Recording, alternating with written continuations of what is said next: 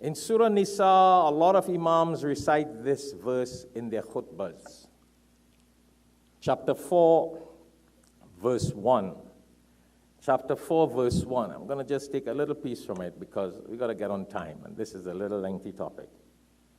Allah subhanahu wa ta'ala says, Bismillahir Rahmanir Rahim, Ya ayyuhan nas. Ya ayyuhan nas, ittaqu rabbakum alladhi khalaqakum min nafsin wahidah. وَخَلَقَ مِنْهَا زَوْجَهَا وَبَثَّ مِنْهُمَا رِجَالًا كَثِيرًا. What is Allah saying here? Allah says, do your duty to Allah. And what He says? Which Allah? He says, Allah who has created man and woman, and He is the one who caused man and woman to come together, and He is the one وَخَلَقَ مِنْهَا زَوْجَهَا وَبَثَّ مِنْهُمَا رِجَالًا كَثِيرًا. And He is the one who has caused the multiplication of the many men and women in the world.